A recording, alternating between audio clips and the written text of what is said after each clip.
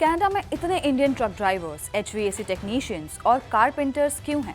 क्या कनाडा जाते ही इंडियंस के लिए ट्रक ड्राइविंग, डिलीवरी और कंस्ट्रक्शन जॉब्स का कोई शॉर्टकट मिल जाता है? या फिर इसके पीछे इमिग्रेशन, कम्युनिटी नेटवर्क और कनाडा की जॉब मार्केट की एक पूरी स्टोरी है?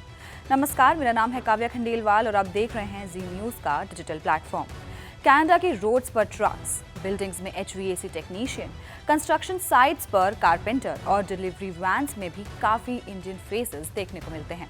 तो नेचुरली सवाल आता है, भाई कनाडा में इंडियंस यही काम क्यों करते हैं? आज इस वीडियो में स्टीरियोटाइप्स नहीं, नंबर्स और ग्राउंड रियलिटी से समझेंगे कि इंडियंस इन जॉब्स में इतने विजिबल क्यों हैं। और सबसे इम्पॉर्टेंट, क्या कनाडा में इंडियन इमिग्रेंट्स के लिए सिर्फ यही जॉब्स हैं? सबसे पहले एक सिंपल चीज़ समझिए, जब किसी कंट्री में एक कम्युनिटी बहुत बड़ी हो जाती है तो उस कम्युनिटी के अंदर एक नेटवर्क बनने लगता है और इंडियंस का कनाडा में नेटवर्क काफ़ी बड़ा है। स्टैटिस्टिक्स कनाडा के 2021 सेंसस बेस्ड एनालिसिस के मुताबिक कनाडा में साउथ एशियन पॉपुलेशन लगभग 2.57 मिलियन थी और इंडियन बॉर्न साउथ एशियंस में अराउंड 73% लोग 2000 से 2021 के बीच कनाडा आए थे। मतलब एक जनरेशन आई, उसने सेटल किया, जॉब ढूंढी, बिजनेस बनाया और फिर उसके बाद रिलेटिव्स, फ्रेंड्स और नए माइग्रेंट्स आए।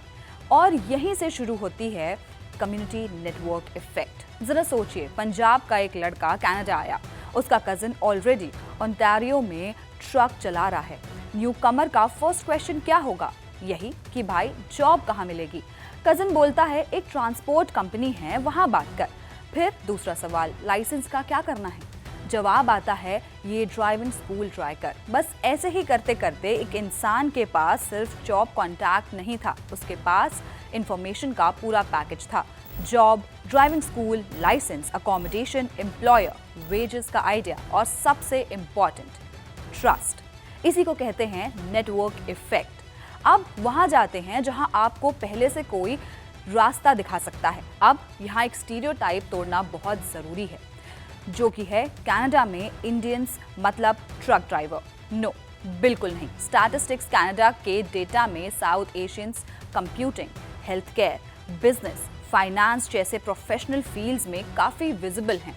फॉर एग्जाम्पल, 2021 डेटा में Indian born South Asian men age 25 to 54 में 13% कंप्यूटिंग प्रोफेशनल्स थे, compared with 5% among men in the total Canadian population। तो पिक्चर सिर्फ ट्रक और कंस्ट्रक्शन की नहीं है। कनाडा में इंडियन ओरिजिन प्रोफेशनल्स मिलेंगे, जैसे doctors, nurses, engineers, IT professional, business owners और भी ऐसे कई वर्किंग प्रोफेशनल्स मिलेंगे। और हाँ, ट्रक ड्राइवर्स भी। सवाल ये नहीं है कि इंडियंस ये जॉब क्यों करते हैं, सवाल है इन पर्टिकुलर जॉब्स में इंडियंस की विजिबिलिटी इतनी ज़्यादा क्यों है। स्टैटिस्टिक्स कनाडा का डेटा यहाँ इंटरेस्टिंग होता है। 2021 सेंसस के अकॉर्डिंग 25 से 54 एज ग्रुप के साउथ एशियन मेन में 14% ट्रक, बस, टैक्सी और डिलीवरी ड्राइवर ऑक्यूपेशंस में थे। कनाडा के टोटल मेन में ये फिगर अराउंड 5% था और Indian born South Asian main में ये प्रोपोर्शन 18% था। मतलब रफली हर 100 Indian born South Asian main में 18 लोग इन ड्राइवर ऑक्यूपेशन में थे। लेकिन ध्यान रहे, ये सिर्फ 2021 सेंसस की ऑक्यूपेशन डेटा का फिगर है और truck, bus, taxi and delivery drivers एक कॉम्बाइंड कैटेगरी है। इसलिए इस नंबर को directly 18% Indian men are truck drivers कहना सही नहीं होगा। डेटा हमें पैटर्न दिखाता है और पैटर्न क्लियर है। Indian born South Asian men are more represented in driving occupations than the Canadian male population overall. अब एक सवाल कि ट्रक ड्राइविंग ही क्यों? कनाडा को देखिए, huge country, long distances, cities एक दूसरे से हंड्रेड्स और थाउजेंड्स ऑफ किलोमीटर्स दूर। गुड्स को मूव करना है, फैक्ट्री से वेयरहाउस, वेयरहाउस से स्टोर, पोर्ट से डिस्ट्रीब्यूशन सेंटर, और यहाँ ट्रक ड्राइवर की इम्पोर्टेंस समझ आती है। अगर ट्रक रुक गया तो सप्लाई चेन रुक सकती है। कनाडा की इमिग्रेशन सिस्टम ने भी ट्रेड और ट्रांसपोर्टेशन ऑक्यूपेशंस को लेबर मार्केट नीड्स के कॉन्टेक्स्ट में इंक्लूड किया है। 2014 के express entry category based selection में ट्रेड और ट्रांसपोर्ट ऑक्यूपेशंस कैटेगरी थी और ट्रेड लिस्ट में कारपेंटर्स और heating, refrigeration and air conditioning mechanics जैसे ऑक्यूपेशंस इंक्लूडेड थे। अब आती है एक इंटरेस्टिंग जॉब, HVAC टेक्नीशियन यानी heating, ventilation and air conditioning technician.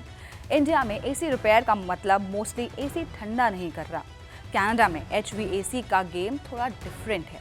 वहाँ हीटिंग भी क्रिटिकल है। विंटर्स में टेम्परेचर्स फ्रीजिंग पॉइंट से काफ़ी नीचे जा सकता है, तो होम्स और बिल्डिंग्स को हीटिंग, वेंटिलेशन और कूलिंग सिस्टम्स में मेंटेन करना पड़ता है। इसलिए कनाडा की ट्रेड ऑक्यूपेशन लिस्ट में heating, refrigeration and air conditioning mechanics भी इंक्लूडेड है। और अगर किसी इंडियन वर्कर को इंडिया से HVAC, इलेक्ट्रिकल, प्लम्बिंग या मैकेनिकल वर्क का प्रैक्टिकल एक्सपीरियंस है, तो उसके पास एक यूजफुल स्टार्टिंग स्किल ऑलरेडी हो सकता है। लेकिन यहाँ एक इम्पॉर्टेंट बट है, इंडिया के एक्सपीरियंस ऑटोमेटिकली कैनेडियन लाइसेंस नहीं बन जाता।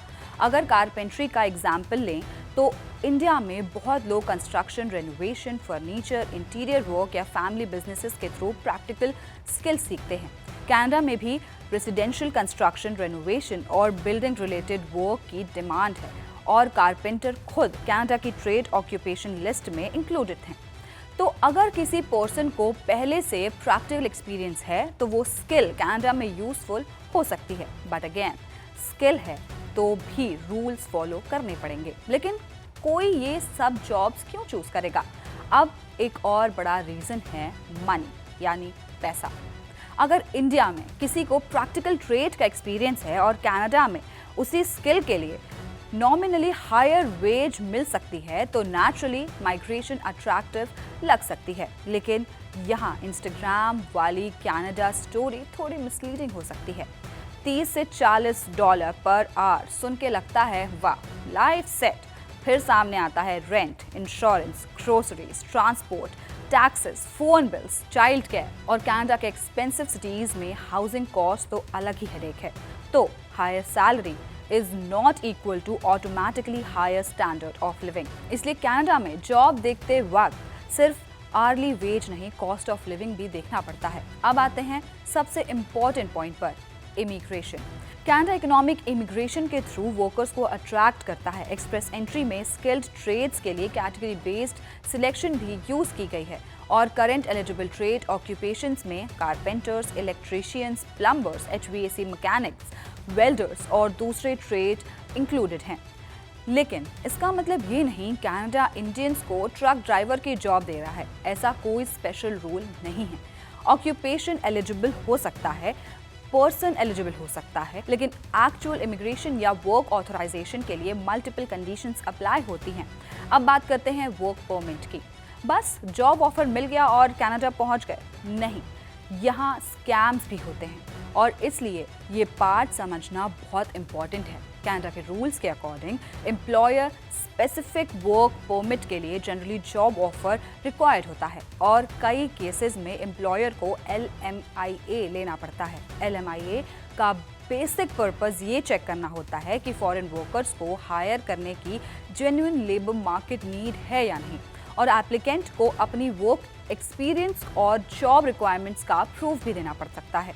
मतलब कनाडा में मेरा कज़न है, वो जॉब लगा देगा, ये इमिग्रेशन प्रोसेस नहीं है। लीगल वर्क के लिए प्रॉपर ऑथराइजेशन चाहिए। अब रियल रीजन की बात करते हैं। कोई इंडिया से कनाडा आता है, उसके पास प्रैक्टिकल एक्सपीरियंस हो सकता है, कनाडा में उस ऑक्यूपेशन की डिमांड हो सकती है, उसका कज़न या फ्रेंड ऑलरेडी इस फील्ड में हो सकता है, उससे जॉब के बारे में इंफॉर्मेशन मिल जाती है, लाइसेंस का प्रोसेस समझ आ जाता है, एम्प्लॉयर का कॉन्टैक्ट मिल जाता है। ऐसे ही साइकिल चलती रहती है और सडनली एक ऑक्यूपेशन में कम्युनिटी की प्रेजेंस बहुत विजिबल हो जाती है। That's the network effect. और यहाँ सबसे इंटरेस्टिंग बात यह है कि ये फिनोमेना सिर्फ इंडियंस के साथ नहीं होता। माइग्रेशन में कम्युनिटी नेटवर्क्स बहुत इंपॉर्टेंट होते हैं, जहाँ पहले से लोग सेटल्ड होते हैं। न्यू कमर्स के लिए इंफॉर्मेशन और कॉन्टैक्ट्स का फ्लो ईजी हो जाता है और इसलिए किसी पर्टिकुलर कम्युनिटी को कुछ ऑक्यूपेशंस में ज़्यादा देखना ऑटोमेटिकली ये प्रूव नहीं करता कि उनके पास दूसरे ऑप्शंस नहीं हैं। स्टैटिस्टिक्स कनाडा के डेटा में इंडियन बॉर्न साउथ एशियंस के एजुकेशन लेवल्स भी काफ़ी स्ट्रॉन्ग हैं। 2021 में India born South Asian aged 25 to 54 में 63% हैड अ बैचलर्स डिग्री और हायर। up from 42% in 2006, और Indian born South Asian main में कंप्यूटिंग प्रोफेशनल्स का शेयर 13% था। सो पिक्चर सिंपल है, ट्रक ड्राइवर भी इंडियन हो सकता है, सॉफ्टवेयर इंजीनियर भी इंडियन हो सकता है, डॉक्टर भी और बिजनेस ओनर भी। कनाडा में इंडियन कम्युनिटी एक सिंगल प्रोफेशन नहीं है, it's an entire labour force with many different stories. अगर एक एग्जाम्पल के साथ समझें तो मान लीजिए पंजाब का एक ड्राइवर कनाडा आता है, उसके कजिन्स ऑलरेडी ट्रकिंग में हैं, तो वो जॉब और लाइसेंस प्रोसेस में हेल्प करता है, लेकिन फिर भी Canadian license test, genuine job offers और वर्क परमिट जरूरी है, यानी skill plus network plus demand. Conclusion, तो इंडियंस को कनाडा में ट्रक ड्राइविंग, कंस्ट्रक्शन या HVAC में ज्यादा देखने का रीजन है migration plus community network plus job demand. लेकिन इंडियंस सिर्फ इस जॉब तक लिमिटेड नहीं है, IT, हेल्थ केयर, बिजनेस और एजुकेशन में भी लार्ज प्रेजेंस है। आज के लिए बस इतना ही, लेकिन अब आपके लिए एक सवाल, आप कनाडा में इंडियंस को सबसे ज्यादा किन प्रोफेशंस में देखते हैं? कमेंट्स में बताइए। ऐसी और वीडियोस के लिए हमारे चैनल को लाइक, शेयर और सब्सक्राइब करना ना भूलें।